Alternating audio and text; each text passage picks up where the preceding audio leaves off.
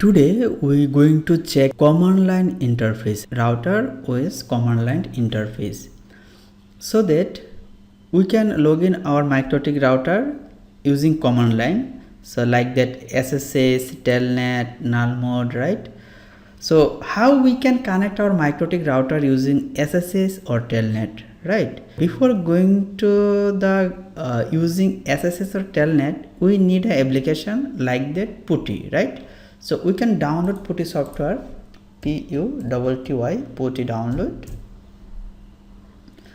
Then we can just click here.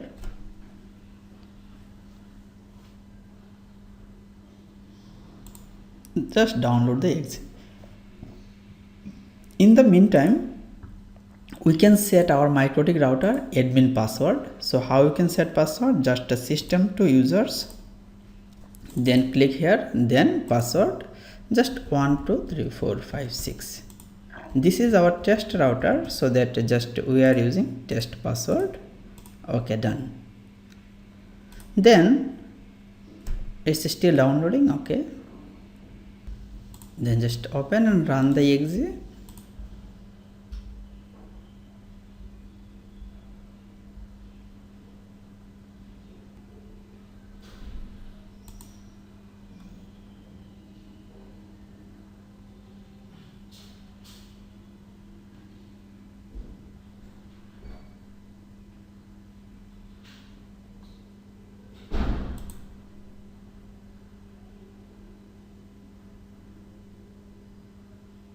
Then next, just next, install, finish. Then just run the putty software. Then our router IP is 192.168.88.1.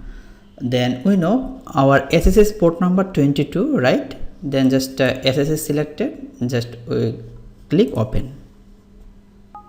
Then just warning message, just click yes. Our router username admin, right? Admin. Then password 1 2 3 4 5 6. Okay, we are connected over SSH, right? In our MikroTik router we can easily access using SSH. Just if I check the IP address print, then I can check what is the IP address of my MikroTik router. Then we can try as well as Telnet. Telnet port is 23 and our IP address 192.168.88.1. Then just Telnet selected, port num 23, then just open.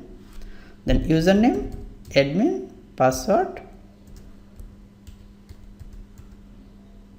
1 2 6,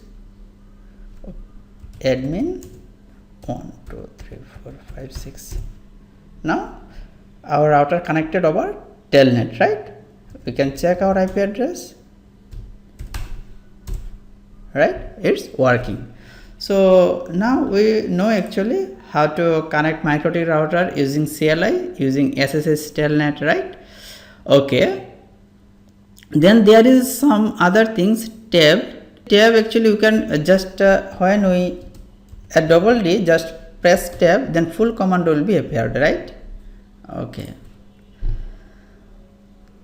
Then command history and its benefits, like that in your router you create a if you go to the system to history, there is no history, right?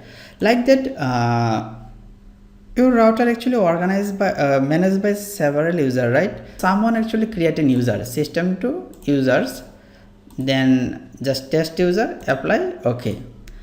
Someone actually created a user, but you don't know. So how to check it? Actually you can go to the system to history, then you can check if someone created a user, right? From history you can check what's happened in our router. So that's all from today.